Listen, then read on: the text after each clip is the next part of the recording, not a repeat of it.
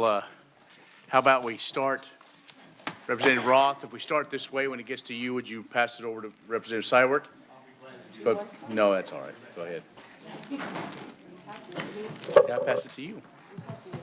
No, yeah, just take one and pass it on. Okay, good afternoon, committee. Thanks for being here.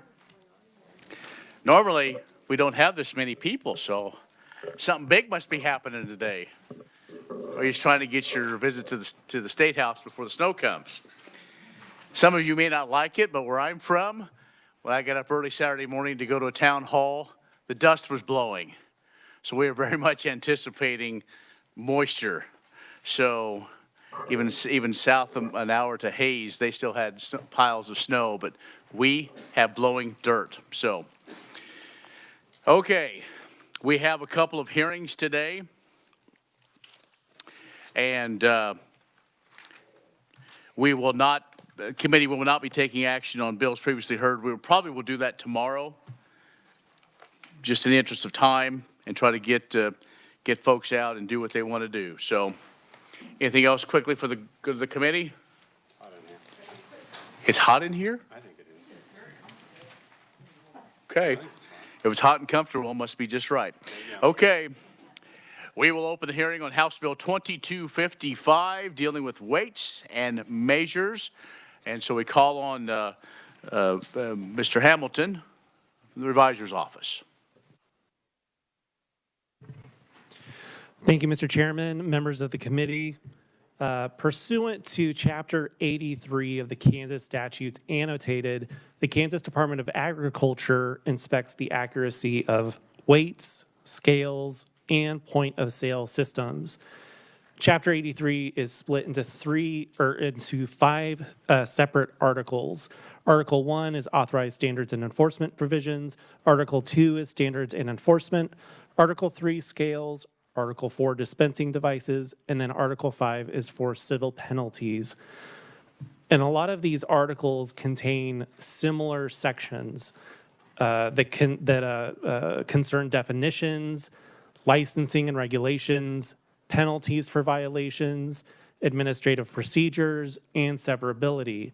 So most of what this bill is doing is that it would repeal those similar sections throughout the different articles, and they would consolidate their provisions into Articles 2 and 5, and new sections 16 and 17. So for that reason, I would sort of classify this bill as maybe not being as scary as it looks, because you'll see what looks like a lot of new inserted language, and a lot of it is really just from those existing laws that are being moved in and consolidated into Article 2 and 5. The current tables in KSA 83-214, you can see this on page 7, that determine the fees that the secretary may charge for weights and measures testing services, would be replaced with a reorganized table with some different rows, columns, and fee amounts. And I will just note that when I received the replacement chart from the department, it looked very nice. It was like color blocked. It had very clear boundaries between the different categories. Unfortunately, we weren't able to fully reproduce that in our KLIS drafting system, so it's a little less nice looking in the bill. But I know the department will be able to help you through any questions you have concerning its contents. New sections 23 and 24, so I'm jumping all the way back to pages 25. These new sections would establish brand new requirements for owners and operators of electric vehicle equipment used commercially, including the following requirements. Well, but first, I just want to read what the definition of electric vehicle supply equipment is. It would mean a device with one or more charging ports and connectors for charging electric vehicles. The term includes all charging ports and supporting equipment necessary for the operation thereof, and the area in the immediate vicinity of the same, including adjacent parking areas and lanes for vehicle ingress and egress. So the new requirements concerning this equipment is that the equipment would need to be tested and inspected annually by a licensed technical representative, city or county representative, or the secretary. If the equipment had not been tested and inspected within the preceding 365 days, it has to be taken out of service. Test weights and measures must be approved and sealed within the preceding 365 days. Reports of tests or inspections must be furnished to the owner or operator and sent to the secretary within 10 days if not performed by the secretary. Inaccurate equipment must be withdrawn from use until corrected and verified as accurate. Service companies must maintain reports of all work performed on electric vehicle supply equipment at their headquarters or resident agent offices. And then the secretary may test electric vehicle supply equipment for accuracy after repairs if notified of non-compliance with tolerances and specifications adopted by the secretary. House Bill 2255 would become effective upon publication in the statute book. And with that, I'd be happy to take any preliminary questions. Any questions for Kyle? Seeing none, thank you. Heather O'Hara from Fiscal Note. Thank you, Mr. Chair. There is a fiscal note for House Bill 2255. The estimated state fiscal effect for FY 2026 for expenditures from the one of the department's fee funds would total $349 or $349,461. Revenue to the fee funds would increase by $135,422.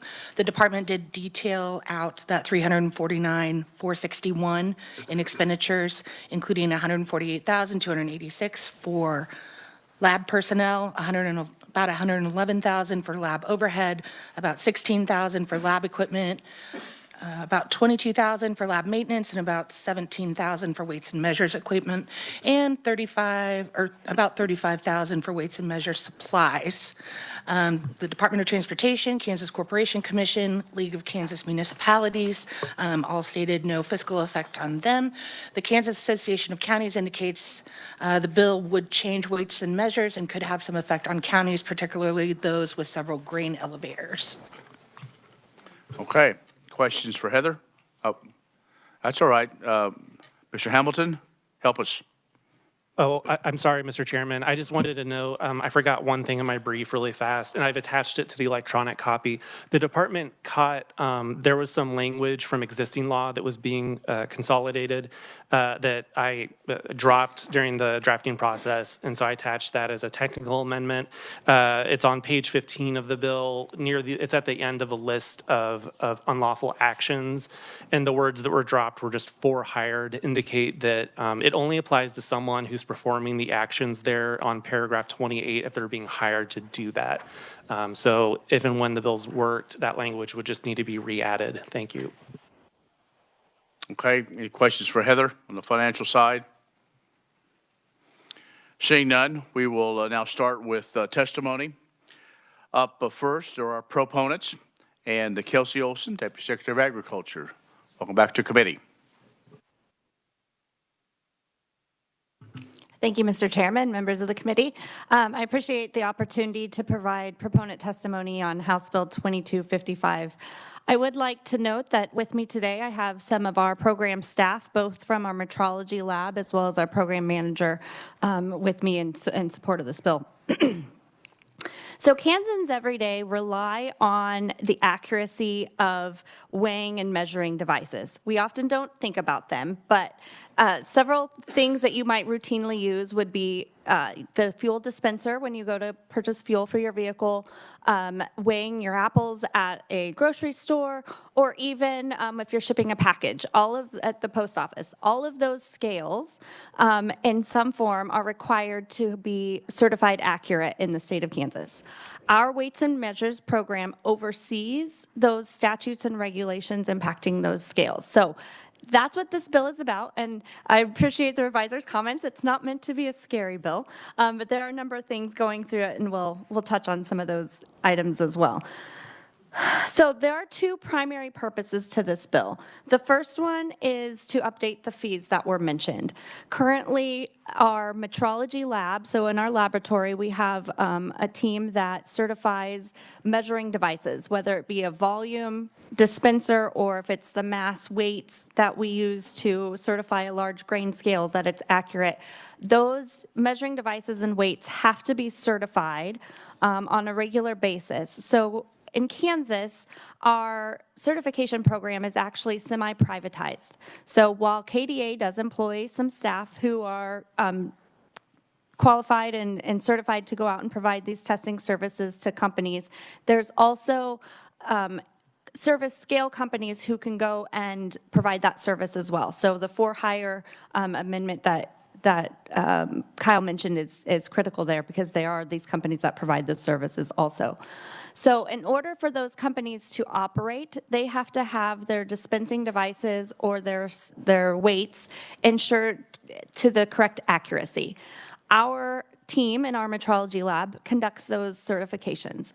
Currently, we have anywhere between a 6-month and an 8-month waiting period on our list because Kansas has some of the lowest fees out there. We're low for our region as well as across the country. So we actually have some companies who are shipping their scales and their devices to us from anywhere from either coast to across the Midwest.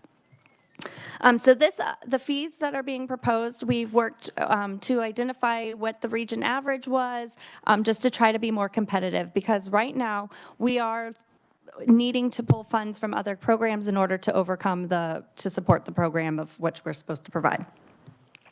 Hopefully by raising those fees, we will kind of right-size ourselves and people can choose where they go, and so we will be more competitive with others and they might elect to go elsewhere, hopefully reducing that threshold to our laboratory. The second component of this bill is adding the language for electric vehicles. At the federal level, the National Institute of Standards and Technology, or NIST, is the institution that helps identify what the standard measurements or standard procedures are supposed to be, and then the Kansas Department of Agriculture implements and adopts those items. NIST has finally come to identify that electric measuring devices or charging stations for electric cars they have developed standards for those at the federal level. Kansas has not been able to adopt those standards yet because we don't have the language in our act that allows for them. So the request for this bill is to add that electrical component in there.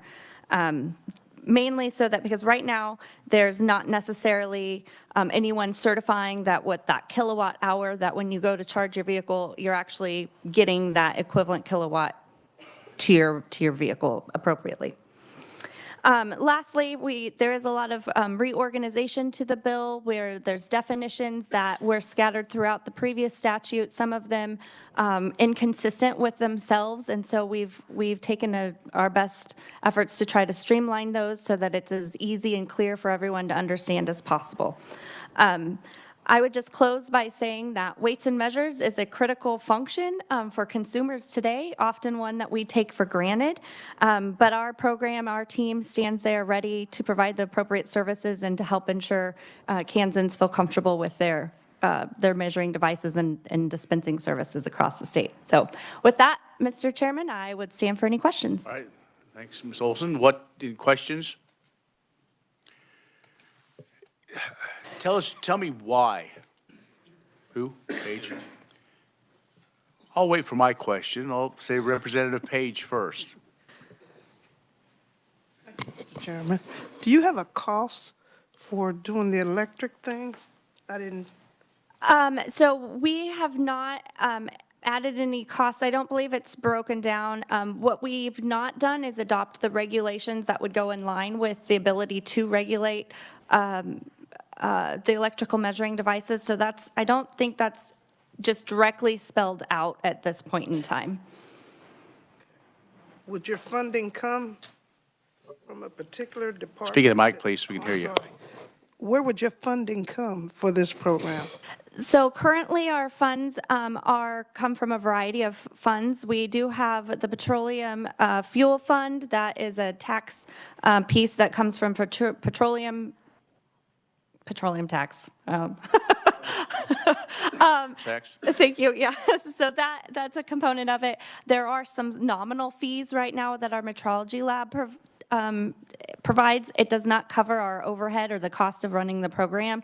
So by raising these fees, we would be able to help ensure that our laboratory costs are funded through this. We have had to ask for some state general fund supplements the last couple years for the laboratory because we didn't have sufficient funds to cover those operating costs.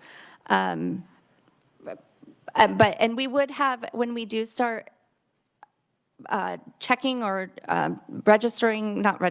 certifying these electric charging stations, our team would have some additional costs because we currently don't have the technology or the necessary equipment at this time. But again, this is a semi-privatized entity or area of our regulations so that other service companies could be charging for that service or they could come to us for that. Thank you. Thank you, Mr. Chair. Representative Droege? Thank you, Mr. Chairman. Thank you for your testimony. I'm just curious how many charging stations we have in the state of Kansas and how many could we eliminate? I don't have that number offhand, but I can certainly get it for you. We can work with the transportation chair. I think Representative Francis probably has that number, I'm guessing. Yeah, well. and I would say there is a federal website that has some rough estimates of what each state has. I just don't recall that number offhand at this moment. So is this a clean, I guess explain for sure, since it's not a, we're trying to, okay, if this thing passes, how we get it to the floor, how our colleagues understand. It's a cleanup bill, but also changes because of EVs and also to raise fees to help pay for all the weights and measures program, correct? Yes, the fees would be split between our weights and measures program as well as our metrology lab. And the way we are set up, those fall under two separate divisions, but they work collaboratively. So it would help support that. There is the electrical vehicle charging language allows us to then pursue, adopt the standards from the federal level for those devices. As of right now, there's no one who is going and checking to make sure that they are providing a charge or that's providing an accurate amount of kilowatt to the consumer who's plugging in and honestly paying for that service. They don't necessarily know what they're getting right now. Representative Roth? I checked with AI on charging stations in Kansas, and AI says there's hundreds. Well, I think if you have a extension cord, you could be a charging station, so. Any other questions? Representative Fairchild. Thank you, Mr. Chairman. On the fiscal note where it talks about the minimum fee per invoice to going to 70 from the current 50, can you explain that more as who would actually be paying that fee, if that's the fee that consumers have to pay or how that fee is paid? Thank you for that question. So those fees, that is the average fee of the customer that chooses to come to our metrology lab today. So that's not the general consumer, but that's certified companies who provide this service to other Kansas companies or to honestly consumers in a number of other states as well. So that fee is not a direct-to-consumer fee, and it's a voluntary service. They can choose to go to whatever metrology lab that they want to in the country to have their devices certified. Many are choosing to come to Kansas because we are so low-priced. If that's helpful, if that answers your question. Okay. Representative Mosier. Thank you, Mr. Chair. Thank you, Kelsey, for this. Let's talk about post office measuring things and grocery store where you put, 4 oranges on and that. Do all of those entities come to you, or do you keep a list of those as far as, yes, we've evaluated the Wamego grocery store this year, all of those entities and all the post offices? Or how does that work? So we do our best to try to keep a list of all of the measuring devices out there. There's approximately 39,000, little over 39,000 scales, large and small scales in the state of Kansas. And so we do keep a database, and our inspectors keep track of the locations that they have gone to certify. But those certified inspector companies that also exist go and provide that service to ensure the accuracy of the device and then provide reports to us. So we do our best to keep track of them. We are not, we do not have the bandwidth to do every single one with KDA staff. And so a number of years ago, I apologize, I don't know that date, but it's been several years back, they chose to go to a semi-privatized regulatory system where other companies can provide that service. Other questions? Seeing none, thank you. Be available, we have some more as we go. Written only proponent, Shahira Stafford from the Kansas Cooperative Council. And anyone else here to testify as a proponent? Seeing none. Neutral, anyone here to testify in neutral? Seeing none, we have neutral written only from Randy Stuckey from Kansas Grain and Feed and the Kansas Agribusiness Retailers Association. Is there anyone wishing to testify as an opponent of House Bill 2255? Seeing none, we will close the hearing on House Bill 2255. We will now open the hearing on House Bill 2172, the opening a water program task force on the state's water program. Reviser Kyle Hamilton.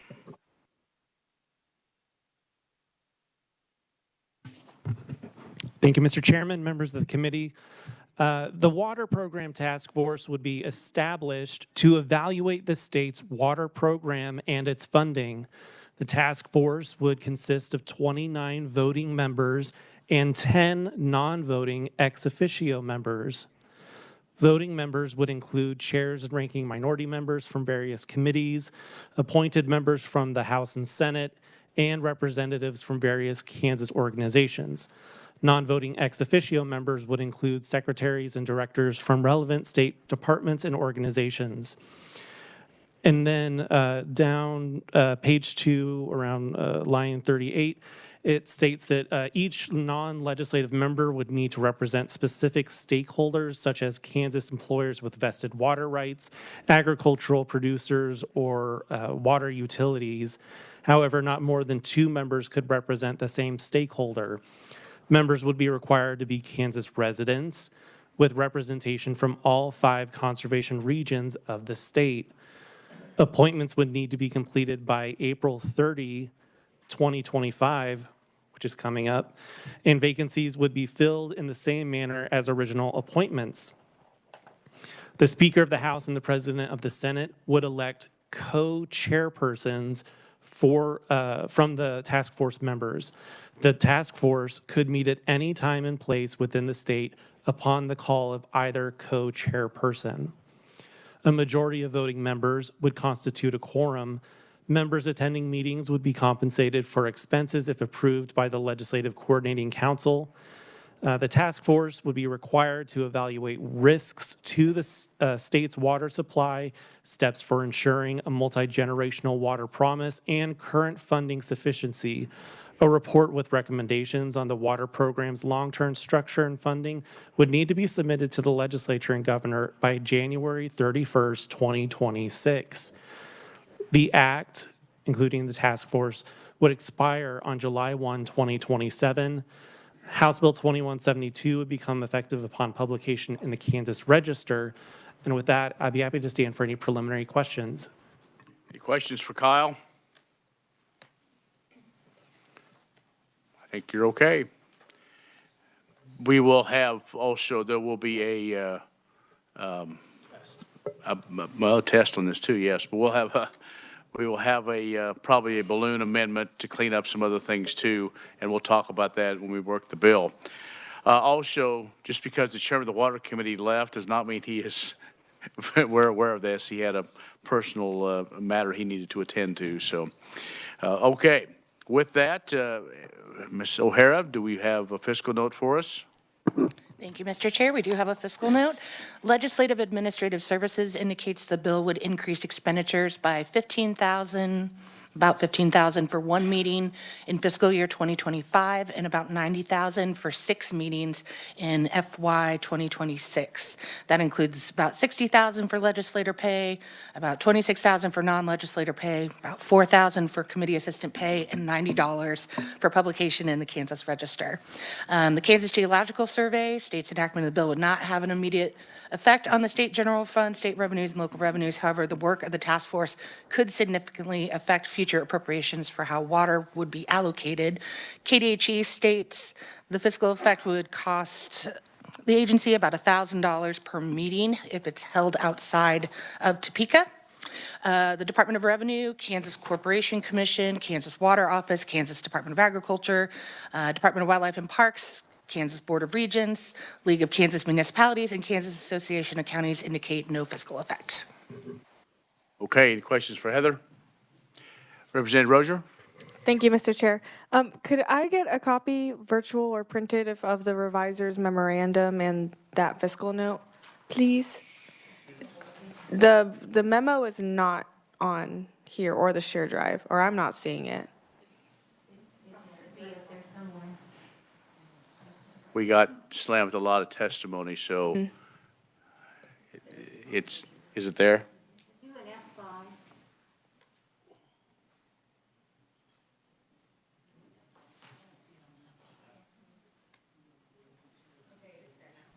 Okay. Very good. Okay, we will, it's on the committee page. On the committee page as well with the information. Up first be our proponents, and the first one to give testimony, former Senator Carolyn McGinn. And welcome back to the State House. You just can't stay away, huh? Not even, well, I guess you did make it a month. It's been good. And anyway, I'm pleased to be here in front of you on this very important topic. Chairman Rogers and members of the committee, my name is Carolyn McGinn, and I am standing before you as a private citizen today. Over the course of the 2018, Representative Rich Prell and I had the honor to serve as chairs of the Joint Legislative Transportation Vision Task Force, and the task force was authorized by the passage of House Substitute for Senate Bill 391 in 2018, prior to the legislative year. Kansas Transportation Task Force was invaluable in engaging people across the state and aid in developing a plan to address the transportation issues and ensure safety and economic benefits for our state. We believe that House Bill 2172 would also assist legislators in developing a water plan that works for Kansans. The goal of the Transportation Task Force included things like evaluating the current state transportation system, soliciting local input was very important, and also to discuss the uncompleted projects. As you know, when we did the next plan, we made sure we took care of those projects that did not get completed before we began the next 10 years. We did an evaluation of the transportation funding, and we made recommendations for the transportation system over the next 10 years and beyond. And after that, we reported that to the legislature by the year 2019 in January so that we could get started on the next transportation plan, which we've had 4 of them now. While the state of Kansas transportation system has benefited immensely from successful 10-year plans, now for several generations, the state's plan has not necessarily had, the state water plan has not had some of the planning and resources dedicated to it as the transportation plan did. The legislature did take significant progress of passing 2022 and in 2022 for House Bill 2302. And this allowed resources to be vetted and effective programs that will be lead to long-term water security. The investment is critical for the state's most important industries. Chief among them is agriculture. And it is also important for maintaining and protecting our access to clean drinking water, our aquifers, and our reservoirs. Based on the Transportation Vision Task Force examined, we would recommend that the task force consider the following issues: the best structure for the state to deliver water programs so that it is transparent and accountable to the public, the source of funding for water in the state of Kansas, and the sustainability and efficacy of that source of funding, also secure access to clean water, look at federal funding opportunities, and then also look at private and local funding to secure the funding for the water projects, and the economic needs as it relates to water and the impact for the state is not available for economic population sustainability and growth. Partnerships with industry to advance water-saving technologies and reuse, the impact, the access of water for individual Kansans, municipalities, agriculture, industry, and recreation, and an effective time frame for evaluating the state's investments and programs. Ultimately, it'll be up to the task force to determine where it focuses its energy and time. It is important that this be done prior to the authorization of House Bill 2302 so that the legislature is informed and ready to make decisions. The task force structure not only ensures key legislators are at the table, but that the stakeholder positions are represented and invested in the success of the programs throughout the state. Because of the diversity of where we get our water and rainfall differences, we need to ensure that statewide program honors the unique regional water needs across the state, allowing all areas of the state to be heard and supported. Kansas has a state highway transportation program system that is the envy of the states around us. And that system of highways and transportation infrastructure did not happen overnight. And it is only through sustained planning and investment that we have come to this point. So please give strong consideration for House Bill 2172, and we encourage you to take on the challenge of making our water administration and project delivery as efficient as the state's transportation system as well. And Mr. Chairman, I'd just like to add, people are watching this state. We had the Governor's Water Conference last November, and it was interesting. One, we ran into some people from Oklahoma and asked why they were here. And they said, we want to see what Kansas is up to. We understand you're doing some things with water. Ran into a gal from Land O'Lakes, and I asked, why are you here? And she said, we're interested in seeing what Kansas is doing about water. So thank you for taking it very seriously, and I hope we can continue to move forward in a very successful way. Okay, Senator, thank you. Any questions for Senator McGinn? You're off the hook. All right. Come back anytime. Up next, former Secretary of Transportation, Julie Lorenz. Ms. Lorenz, welcome. I think you've been in my committee before. You were on this, so welcome back. Thank you all. Thanks for Chairman Rogers and members of the committee. Good afternoon, and thank you for allowing me to testify today in support of House Bill 2172. I'm Julie Lorenz, the former Secretary of KDOT, and I had the good fortune in 2018 to serve as the facilitator for that Legislative Vision Task Force that Senator McGinn talked about. It set the framework for the passage of the 2020 IKE transportation program that passed with 94% support from both sides of the aisle. Kansans, as she said, have benefited from 40 years of steady transportation programs developed through local input, agency expertise, and legislative direction. And I'm going to do a quick tour of history because she's right, 40 years.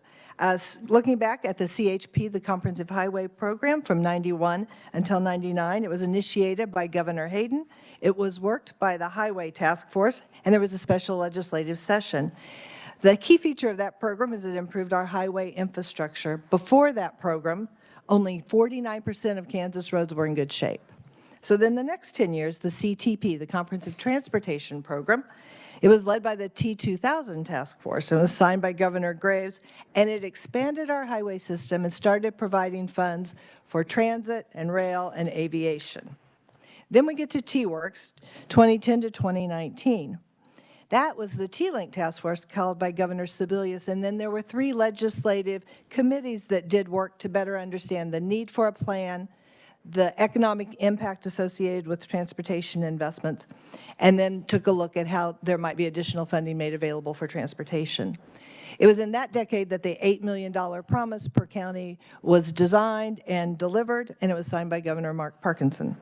Then came the Eisenhower Legacy Transportation Program, or IKE, as we fondly call it, and it goes from 2020 until 2029. And that was largely studied by the 2018 Legislative Task Force, and it traveled around the state, importantly to understand about project needs, both the delayed projects as well as growing needs, and really took a look at a different or a modern approach to delivering transportation, such that we would have a development pipeline and a delivery or construction pipeline instead of the standing 10-year list of projects. And the $8 million promise was continued then, and it was signed by Governor Kelly. And so I share all of this history to show the diligence that's needed and the effort to create a statewide infrastructure program. I now serve as the lead consultant in developing the recently approved implementation framework for the Kansas 2022 Water Plan, and it's based on the input from 2 rounds of local consult meetings where we heard from more than 1,500 Kansans. So significant work has been done to get us to the point of considering how we as a state can move from this framework to the real and the really hard discussions of structuring and funding a 10-year rolling water program for Kansans, and how our economy can benefit from long-term sustainable program that has enough flexibility to improve programs when it's needed, enough engagement to address the specific needs of different regions, and enough transparency so Kansans know that their taxpayer dollars are being used well. So yes, lots of work and lots of talk have occurred with previous water task forces, blue ribbon panels, and others. But there are some real key differences now for where we are as we look to the future.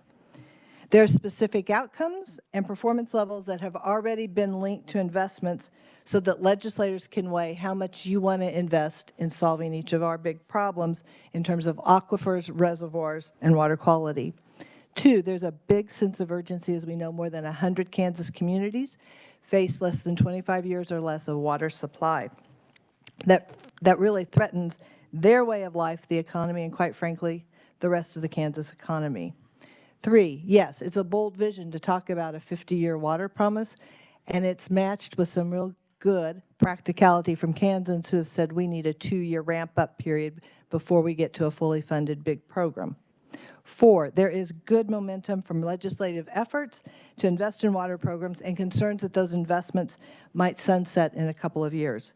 Kansans are overwhelmingly supportive of long-term increased investments in water, but they don't have the ability to establish a dedicated, consistent funding structure needed to bring to fruition, which is why a task force is needed.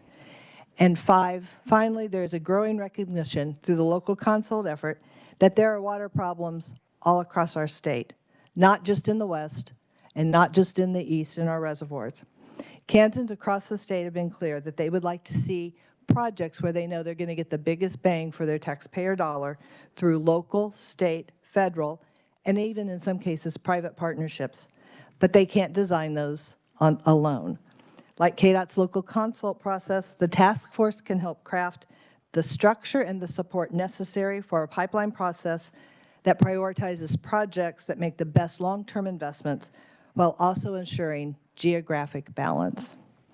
So, just as the Wichita Eagle stated back in 1989, the highway plan has changed people's lives forever in Southeast Kansas.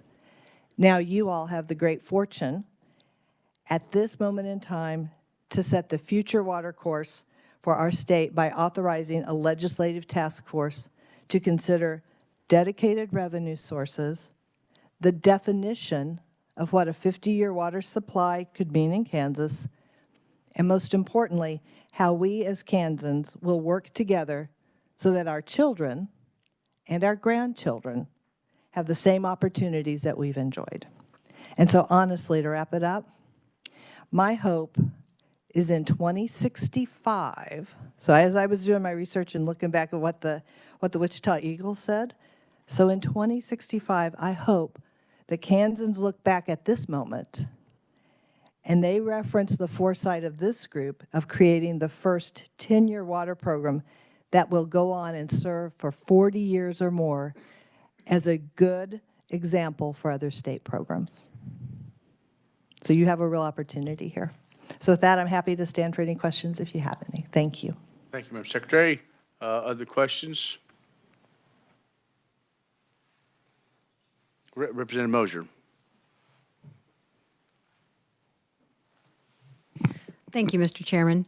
Thank you for your presentation and all the work that you've done on this project. What has it cost Kansans up until now to do the consults and the initial framework Sure. that you referenced?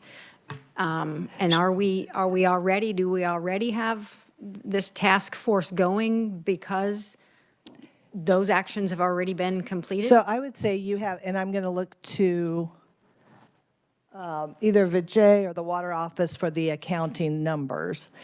But what I would say is that you have the basis. You move forward from the local consults that have already occurred.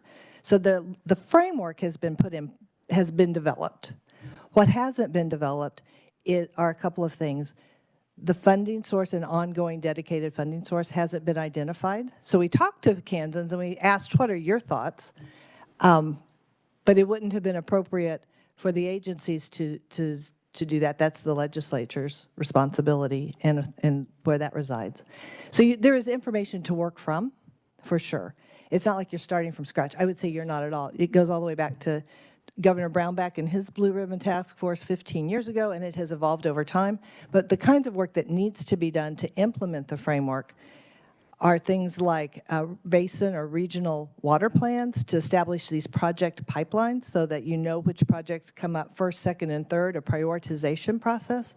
We talked to Kansans about the kinds of criteria that they think are most important. That needs to be turned into a bit of a formula, if you will. There's never going to be one formula that works for every single kind of project, but you get the basis of it and then you add in judgment.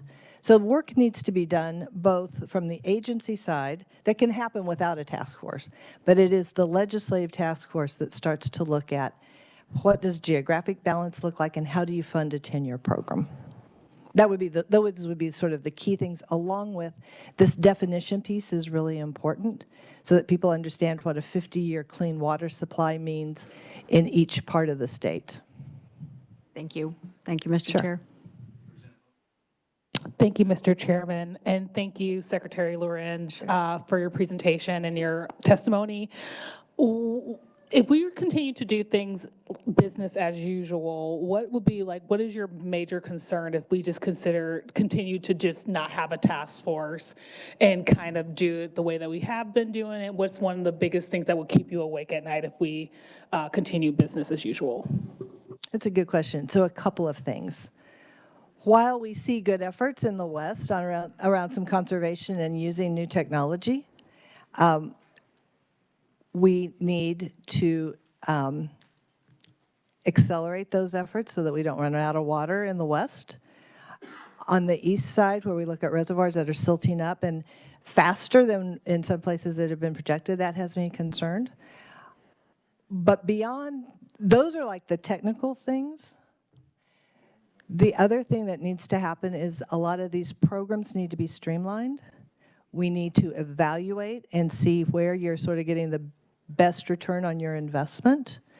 And then, and this is the hard part, out of all the pieces, it's figuring out how you have a sustainable funding source so that you don't have this roller coaster of some funds, not funds. But I would also be quick to point out, and I would say this around any government program, it's like a business cycle. Some years you're going to have more money than others, and that's okay. As long as you can say, with less money, here are the things we will not be able to accomplish. Like there just needs, right? Or if we have more money, here's what we can accomplish. So we have worked hard to develop these outcomes so that legislators and the public can track all that. What we haven't done, though, is do these regional plans, because we have some parts of the state, and I go often to the Caney and Coffeyville example. So if you are starting to run out of water, do you know where there might be another water partner or supply? They're buying 250,000 gallons a day. Out in the west, do you have, when you look at Sublet and Leota, and they're going to pump and pipe from 6 miles away, what does that start to look like? So there's planning that needs to be done, not just because for technology's sake, but so that you have a list of projects. And the thing that's been most valuable, I think, in transportation is that people understand they're going to talk to KDOT every 2 years. We're going to take a look at what projects are coming up in priority. We're going to listen to people. So there's an accountability and a transparency that currently doesn't exist within water because that process just hasn't been built yet. Thank you very much. Thank you, Mr. Chairman. Representative Blex. Thank you, Mr. Chair. Thank you, Madam Secretary. Provide a little history maybe for the freshmen. Governor Brownback started this in 2013, a 50-year program for task force. Actually, in 2016, I think Blue Ribbon Task Force was formed, and at that time, they had about 7 meetings across the state, which is real similar to what has just happened. And I happened to be chair of the Verdigris, it was called Basin Advisory Committee then, it wasn't a regional advisory committee. And we held multiple meetings with a lot of stakeholders, much like what's being held recently with 2302 and those meetings and getting input. And it just, water office staff just worked their tails off, done an outstanding job. We had a lot of contacts with a lot of constituents across the state, both on the western and the eastern. And then it just fell dead. Nothing happened. In 2017, I come up here, I was on the original water committee, and we talked a lot about it. I mean, we talked from a tax on bottled water to gallonage tax on soda pop, to irrigation water. Irrigators tend to use the most water across the state. We talked about an irrigation tax and all that. I mean, went through the whole detail and just died. And I am 100% support of this task force because I think with the transportation, the highway, it's got a proven track record, and we've got the ball rolling. We had 3 years of drought, 2 years in eastern Kansas, which never happens, and I've always said decisions are made in the drought. So we've got to push this forward to get a dedicated funding. I actually proposed a sales tax, portion of a sales tax, because I believe that's a good vehicle. We tax all those people that buy bottled water that come through. It's very important, and this task force is critical. And we need to move on it because we've had one false start where it didn't go anywhere with a lot of meetings, a lot of state employee time, and a lot of good information. And we've got a pile of good information just here recently with all the public meetings. I mean, it can't get any better than that of getting constituents involved, in my opinion. So we need to move forward on it. I appreciate what you're doing. I think the task force is a great idea. I'm going to be 110% behind it for whatever that's worth, Mr. Chairman. Thank you. Thank you. Representative Droege. Thank you, Mr. Chairman, and thank you for your testimony. I can see we need to evaluate and appraise where we need to go with this water problem, but along with what Representative Blex said, so it fell flat. How do we know this is not going to fall flat? Why did it fall flat? Haven't we had multiple organizations throughout the state that have been looking at water, different divisions? I mean, I'm kind of new to this. I don't understand how come we've been looking at this for a long time and it just goes nowhere. How are we going to make it go somewhere this time? So here are a couple of key differences, and I tried to lay those out. But for the first time, you can see what $1 of investment, we now have investments linked to outcomes. So going back, and I don't have the numbers in my head, but the base budget at $60 million, maybe we can evaluate 50 wells. With an enhancement of 30 million, maybe we can, we can evaluate 100 wells, and over the 10-year course of the program, we can evaluate 1,000 wells. I mean, that's just an example. Those aren't really right numbers. The difference is we have never had specific outcomes at that level to track progress. We also have never, and I appreciate what Representative Bleck said, we haven't tied it to the same principles nor held it to the standard of transportation. And they are not the same thing. I'd be quick to say they're not exactly the same thing. Water's more complicated. But I would just suggest back to Representative Mosley, if we don't do, like the problem of not doing anything is, the risk of not doing anything is much higher. And it will take everyone in this room and across the state to push forward to find the funding mechanisms to make it stick. There's no guarantee of success, but there's a much higher guarantee of big problems if we don't do it. Representative Roth. Thank you, Mr. Chairman. Thanks for your presentation. As people know me, as I'm relatively new to the legislature, and I get confused quite easily. We have Kansas Water Office, we have Kansas Water Authority, we've got regional planning areas, and according to Representative Blex, we've been doing water planning, 50-year plan since 2013, 2014. And and in every committee that I'm in, this committee, Kansas, the Ag and Natural Resources budget, we had a VJ come and give a presentation, and we did something with water there. On energy, we hear about water and do something occasionally with water. So we got all this stuff going on, and I see stuff from the governor's office coming out. The governor's appointing so many people to study water and do stuff like this. So we got all this evaluation, all this study, and all this money flowing everywhere. So how does another program come in and going to help with everything else that's going on? It's just a question. So I'd say you're exactly right. It is time to turn all of that over to the legislative task force to sort through it and put some real good meat on the bones of a 10-year program. Like it is, I would right there with you. We spent a year working on these outcomes and talking to people and bringing 8 recommendations. We could have had 100. We have 8 recommendations. All of that needs to move forward. Now it's time to hand it off to the legislature to sort of, this isn't the right word, but like, so codify wouldn't be the right word, but to put the program in place. And remember, there's a 2-year ramp-up period because, as I talked about, you don't put a statewide program together in a day or 2. And you'll want to go around the state and you'll want to see in the West where it's dry and where if there are pivots going around and it's a windy day versus drip irrigation, you'll want to go to a reservoir and see what's happening there. It's not as easy as transportation to see, but whoever's on this task force, you will want to go around the state and talk to people as you think about how you're going to dedicate a revenue source, because that is serious business. It doesn't happen easy. If it was easy, it would have already been done. Mr. Chairman, thank you.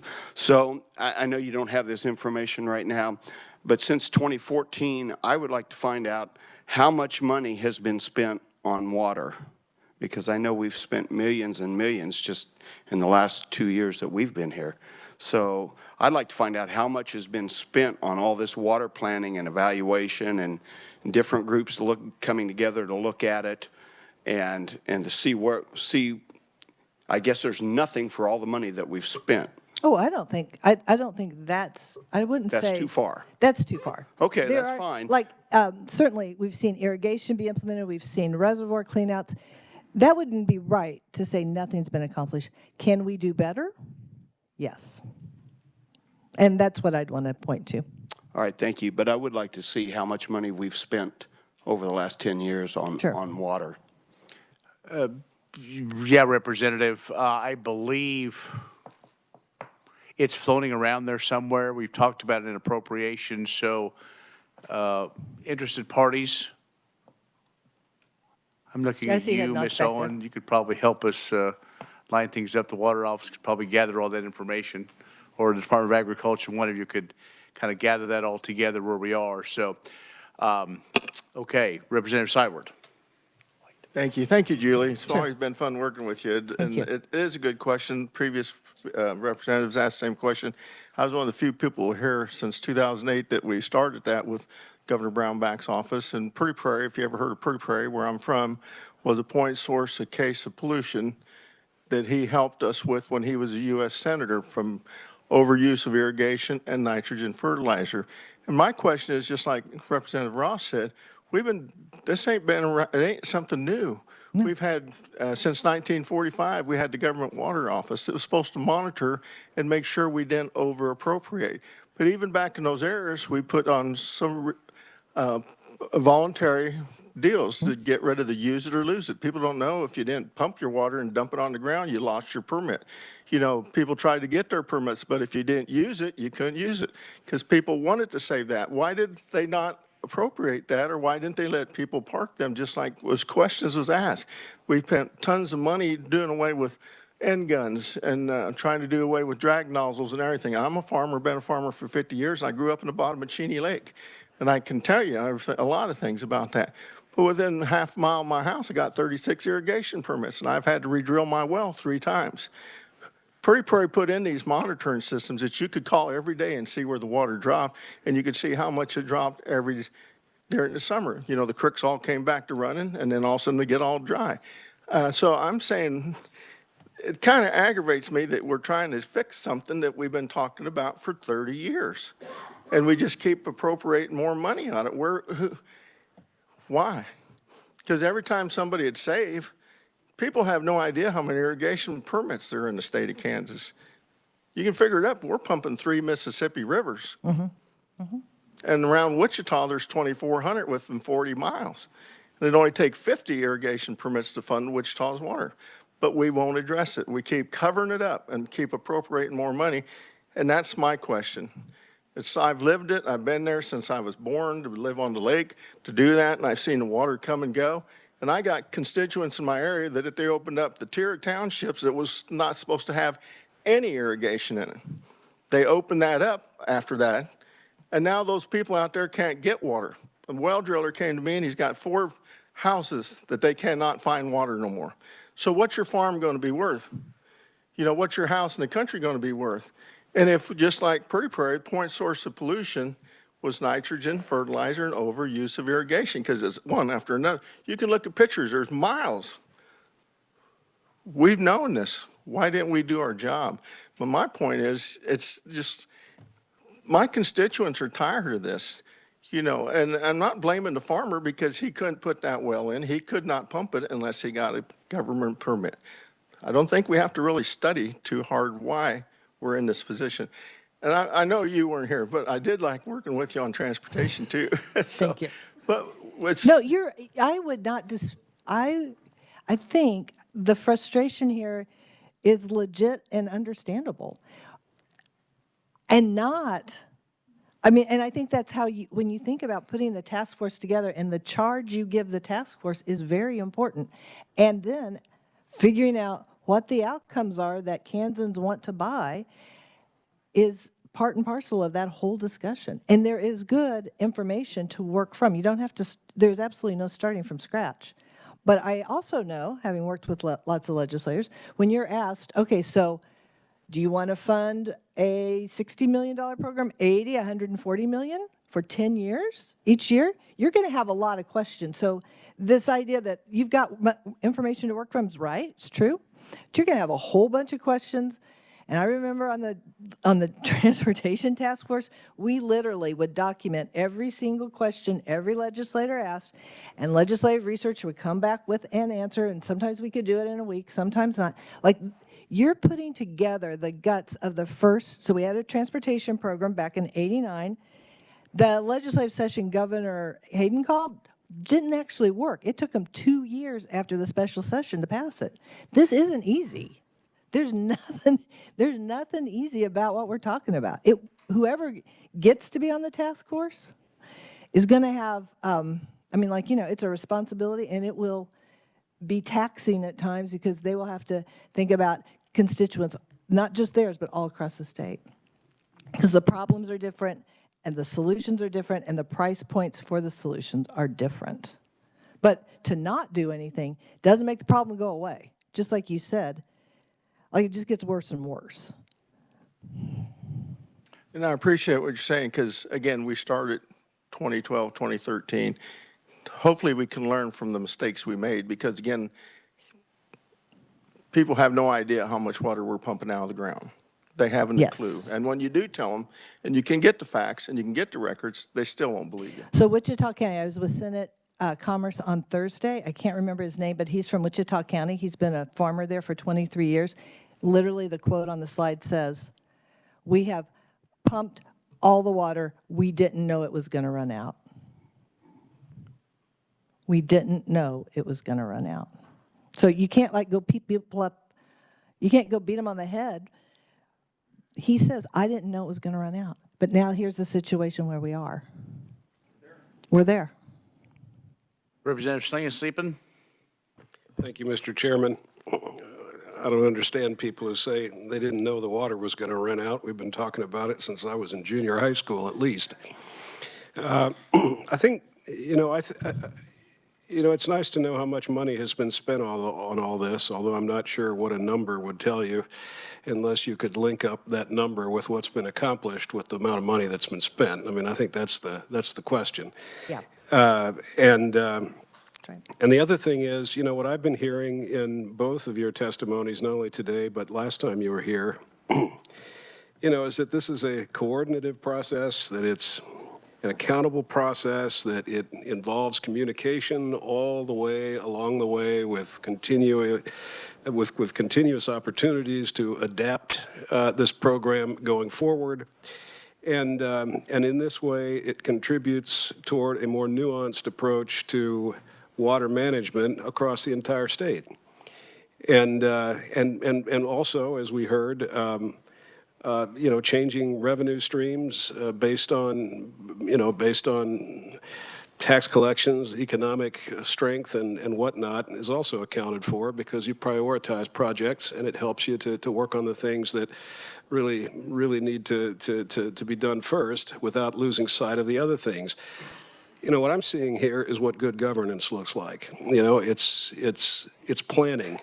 It's planning, it's communication, it's staying in touch with the base, it's, putting it in the hands of the people who are in touch with constituents all across the state, who all have varying views on our water needs and all want them addressed. And it's getting us to work together so that we don't say, well, that's their problem out west. If they're done pumping water, they're done. No, that affects us too over here on the eastern part of the state. So what I really like about this is its long-range approach, and the fact that there is sort of accountability and adaptability built into it.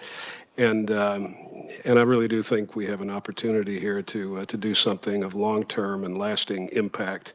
And we should all be willing to embrace that, rather than saying, well, all this stuff went wrong in the past, so I guess it can't go right now.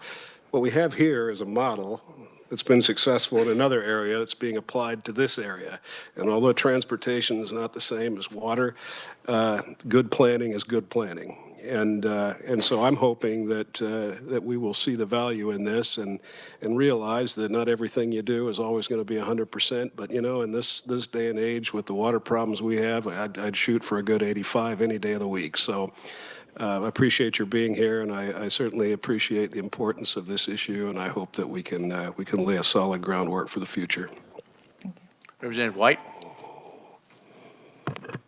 Thank you, Mr. Chair, and thank you, Madam Secretary, and thank you, my good friend from Topeka. That was some good words right there. The plan, she had a plan in transportation, and I think we can all look back and see the history of it and see that it's working both. And great question. How much money have we spent? Now you tell me how much it's worth. How many people here have turned on their faucet and nothing comes out? Suddenly it's worth a little more. My good friend from Cheney over there could tell you all about that. What's it worth? Kansas City's a lot of people, and there's a lot of dry faucets there. And something needs to happen. We have right now one man that's pulling all these task force, all these things, and he got up and walked out of the room a little bit ago. What happens when he's gone? We need to get on the ball. And it is a very passionate thing. It's water's for fighting people. Thank you, Mr. Chair. All right, thank you. Madam Secretary, thank you. Thank you. I think we're done with you. Moving on. Thank you. Before we go on, I just want to make a couple comments. So this bill means that water is driven by the Kansas legislature, pure and simple. You do not see the governor's name on that bill. The governor's not driving this bus. You want to know why it's taken this long? It's leadership. It's the current makeup of the Kansas legislature that decided a few years ago to start funding the state water plan, and we're not giving up. Whether we're in irrigated areas or dry land, or we live in cities, or we represent industry, we've made a commitment to do this. This committee, if it does pass, will not drone and focus on the past. We're going to focus on the future. And so I would agree, it's not going to be easy by any means, but anything worth doing is worth doing. And if it takes sacrifice, then that's what we're going to do. But this was brought forward, so we are the appropriators. It is up to us. Why I believe it's failed? It was lip service. It was to get to the next election. It wasn't to solve the problem. I can remember when that first 50-year plan came out, I asked then Secretary of Agriculture, is this a living document? Are you going to put it up on the shelves? Oh, no, we're going to get it done. Here we are. But what's happened over the last couple of years when the Speaker decided to put a water committee back in, you and others have made the commitment to fund the state water plan. And so what we want to do is build from that. So that's, I was going to wait till the end, but I wanted to get that out. So as we look at all this different data and the things that you talked about today will be written, and we'll have those as part of the plan too moving forward. Representative Blex. I almost hate to say this, but I attended a water funding for the big town of Chautauqua, which sits right on the state line. City limits is Oklahoma out of there. 107 people. They were having a chili and selling baked pies to fund their water system, water distribution. Now, what does that tell you? And that's not a rich area, although did have a mineral springs that I guess President Teddy Roosevelt once come to in its heyday. But they were willing to hold a fundraiser with chili and selling baked goods so that they could improve their distribution. Now, that tells me, a town of 107, how important it is. Thank you, Mr. Chair. Absolutely. Thank you. Let's move on. Doug Haney, the Water Assurance Districts of Kansas. Thanks for being here. Welcome to committee. And actually, my name's Mike Lawless, and I'm going to speak for Doug Haney. I think we got that a little turned around. But good afternoon, Mr. Chairman and committee members. My name's Mike Lawless, and I am the president of the Kansas River Water Assurance District. And I'm here on behalf of the Water Assurance Districts of Kansas. With me today, Jared Morrison is president of the Merdocine River Water Assurance District. Tim Peoples, the president of the Cottonwood and Neosho River Basin Water Assurance District, is feeling ill but wanted to be here today, but felt like better that he stayed home. And then finally, Doug Haney, the general manager for our districts, is also here this afternoon to kind of show our collective support for this.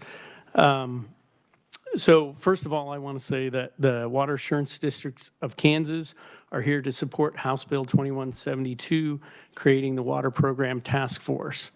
The other reason that I'm here today is we are also requesting an amendment to this bill to provide for a voting member of the Water Program Task Force that would be appointed by the Water Assurance Districts of Kansas. And I guess that's kind of the reason why I'm here, is to show that we are in support of this and that we have a stake in how this plays out, and we want to be part of it. And so if you'll allow me, I have just a few things I would say. First of all, we are a major stakeholder in federal reservoir storage in Kansas. Our districts were formed by municipal and industrial water right holders to purchase physical storage in federal reservoirs. This storage is used in times of drought to release water to support our downstream members' demands during those drought periods. The strategic implementation of the Kansas Water Plan has outcomes that are focused on reservoirs and resiliency. And this is what the water assurance districts of Kansas do. I mean, that's why we were formed. That's what we do. We have purchased and own storage and own 35% of the non-Corps of Engineers storage in the federal reservoirs in Kansas. Only the state of Kansas has more of the non-Army Corps of Engineers storage at 55%. So we feel like we have quite a bit of storage and that we're a pretty big proponent of providing resiliency and drought protection.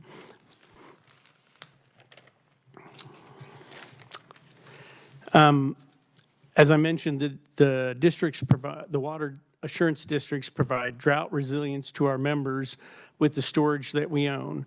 This covers multiple Evergy power production facilities, several industries, and over 1.2 million Kansans, businesses, and industries served through our public water supply members.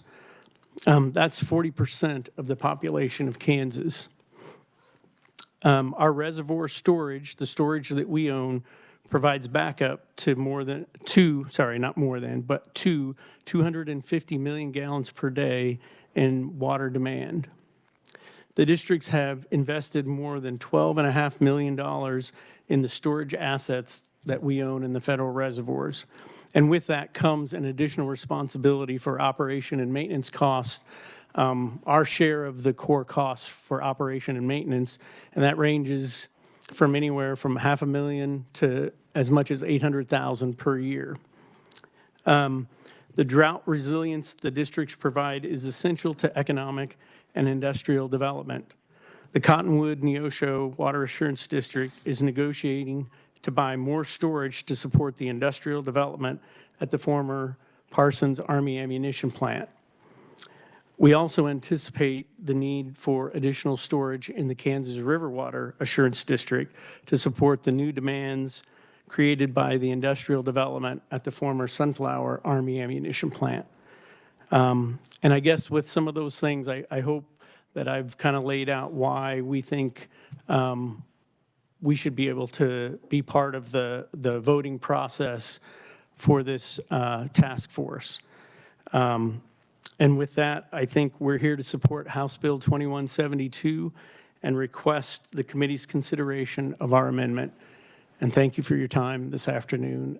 And if you have any questions, I will be happy to answer. Questions for Mr. Lawless? We apologize. I think the testimony is probably correct. So any questions? I do, and I apologize for not having you on that first list. So again, remind me of who your members are. And I guess this is one of those things, there's so many different water things, and you're one of them. Sure. So we have 3 water assurance districts in Kansas. There's the Kansas River Water Assurance District, the Maridazine River Water Assurance District, and the Cottonwood and Neosho River Basin Water Assurance District. And those districts each have members that are comprised of municipal and industrial water right holders within their districts. And I think the testimony that we provided on written, I'd be happy to read all of them if you like, but there's a number of different members for each of the districts, if that helps. Okay. And so, and I apologize, and so does this mean like District Number 1, Junction, Manhattan, Evergy, Lawrence, DeSoto, is that the water in Milford then, or are you state reservoirs, some federal? So for the Kansas River Water Assurance District, we own storage in 3 reservoirs, Milford, Tuttle, and Perry. And so the storage that we own in each of those, we work through the Kansas Water Office during operations to release water from those 3 reservoirs to support the demand of our member, for our members. And so it could be releases from Milford if we needed to have more of the upstream, if we needed more flow in the upstream area. But typically, Tuttle provides the majority of our releases just because of the size of the watershed and the ability for Tuttle to fill much easier than the other reservoirs. And so obviously we are interested in the siltation that's going on in Tuttle, and we want to find a way to slow it down, stop it, reverse it. I think any or all of those would be good outcomes. What about the Council Grove Lake? Yes or no? I am the president of the Kansas River Water Assurance District, so I'm not as up to speed on what's going on in the others. I think Doug Haney, our general manager, if you would like to. We could talk afterwards, that's fine. Okay. For time, I want to make sure, so. Okay. Any other questions for Mr. Lawless? Thank you. Thanks for being here. Do appreciate it. Thanks and we for will listening. We will work with, I'll talk with you afterwards. Up next, Darren Martin from the Kansas Rural Water Association. Welcome to committee. Thanks for your patience. Thank you, Chairman. Thank you, committee. My name is Darren Martin. I'm the Assistant General Manager of the Kansas Rural Water Association. We appreciate the opportunity to be here to support House Bill 2172. A lot of amount of attention has been paid to water resource over the last couple of years. KRWA feels it's long overdue. Our association is comprised of 750 municipal and rural water district and water and wastewater systems. We have 26 staff members that do training, provide technical assistance and advocacy for water and wastewater utilities. We had a lot of representatives from our members attend the local consult meetings. A lot of credit goes to the staff that facilitated those, and we support the position that a diverse group of people is needed to ensure that all Kansans' water needs are met. And for brevity, I will end and take questions if there's any for me. Okay, thank you, Mr. Martin. Any questions for him? Representative Roth. Just a question, and thank you, Mr. Chairman, and thanks for your presentation. How's the task force going to help the Kansas Rural Water Association? Our members are water and wastewater utilities, and there has been a lot of attention paid. Well, like the city of Sublette, they've mentioned Caney, Chautauqua. All these cities are members of our association. And so a big part of our job is to advocate for public water supplies when faced with irrigators pumping water, maybe. Thank you very much. Thank you, Mr. Chairman. All right. Okay. It's like at an auction, you look at me, I may call on you. So.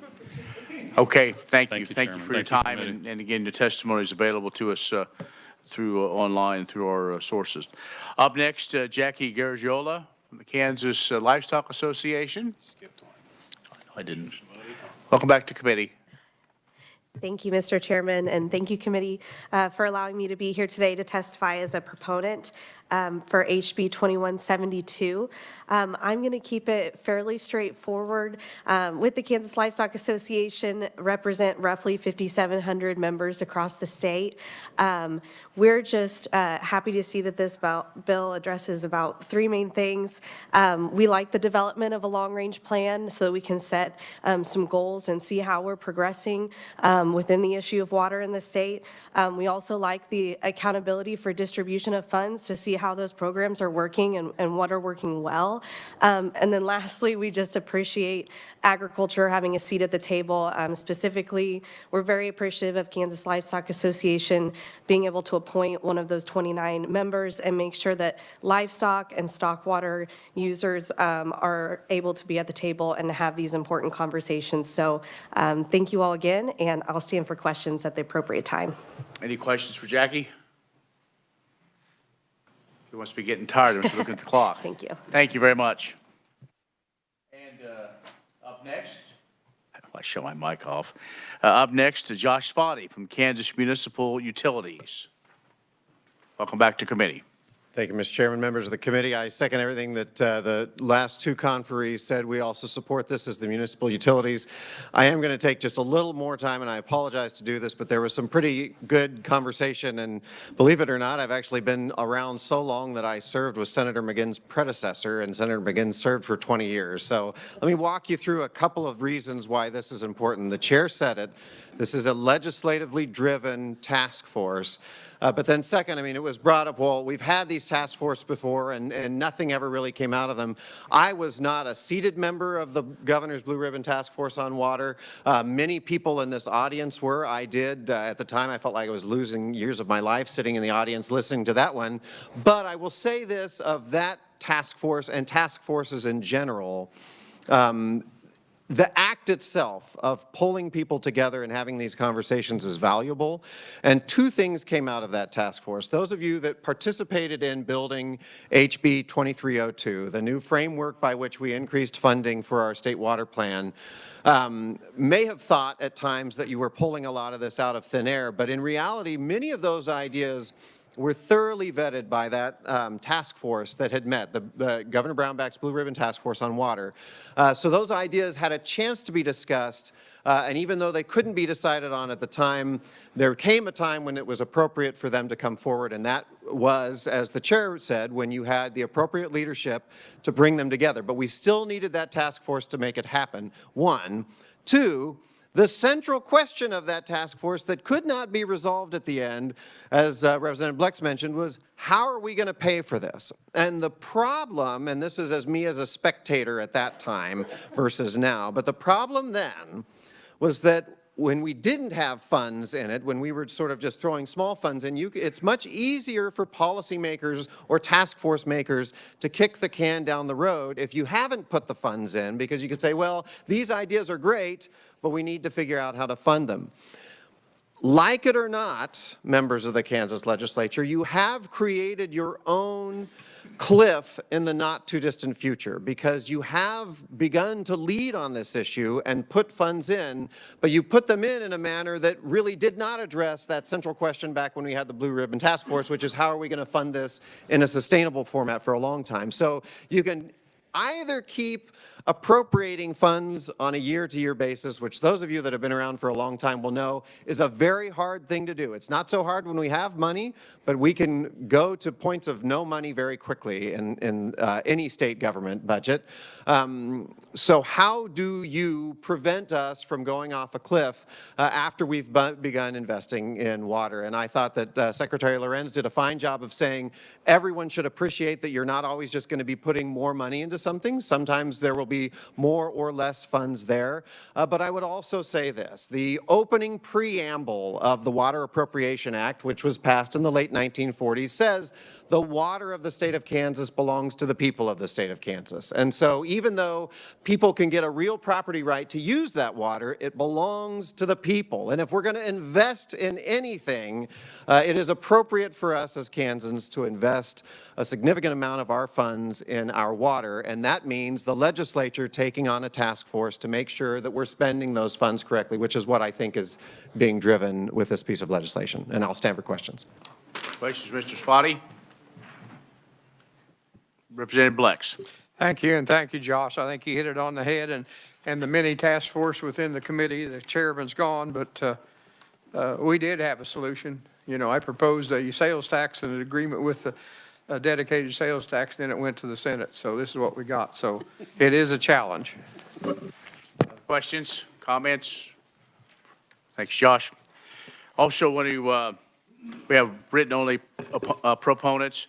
Justin Cobb, Kansas for Conservation; Travis Lowe, Kansas Society of Professional Engineers; Shahira Stafford from Kansas Co-op Council; Randy Stuckey, Kansas Grain and Feed Association; Kansas Agribusiness Retailers Association; Kent Askren from the Kansas Farm Bureau; Eric Stafford from Kansas Chamber; Ellen Parker from Water One; and Bruce Schletty from Kansas Association of Counties.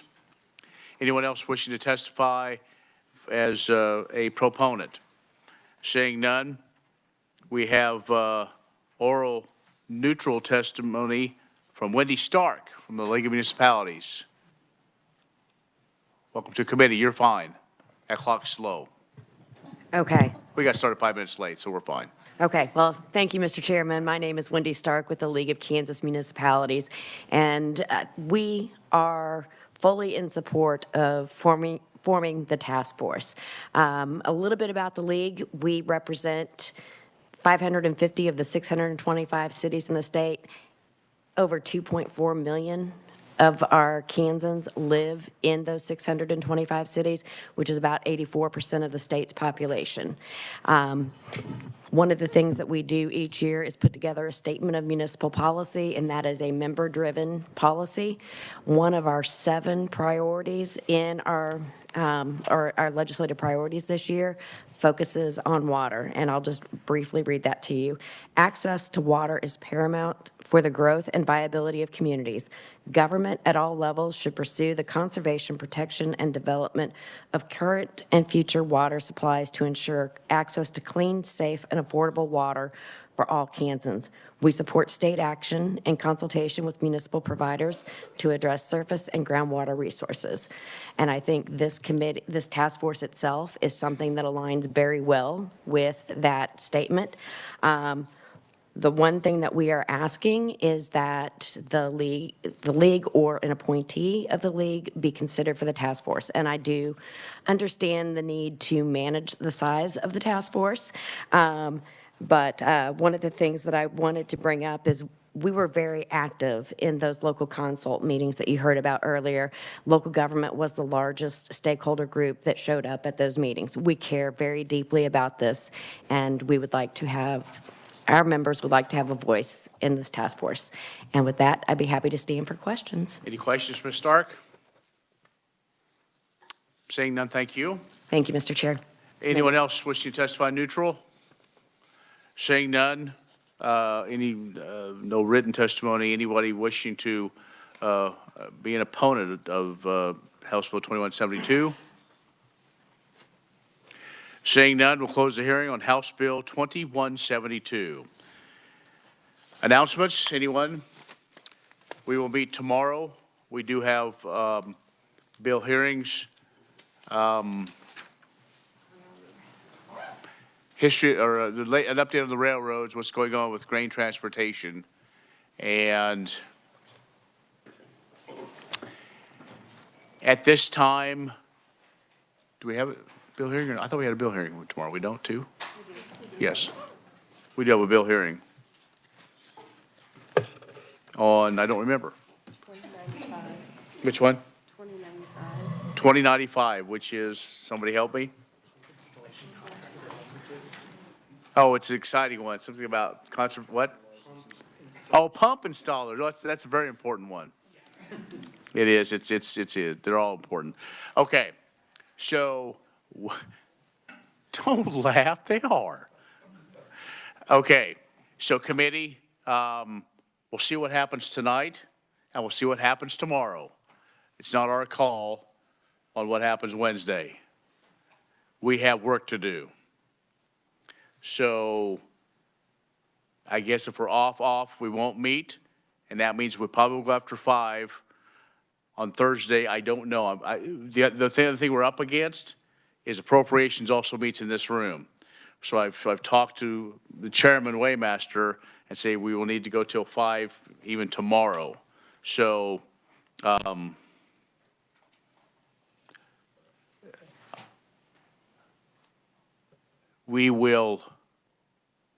I will see about working bills tomorrow. If we have the couple that we've heard so far, I think they should be fairly easy to have, so they're done, and we can get some on the floor. So that is our call. And then also Thursday, we will meet, and we have 2 bill hearings. But Wednesday is, the big one is on the rural lawyers. And so I know we have folks coming in, and ethanol is also that day. And I know we got some folks joining WebEx. So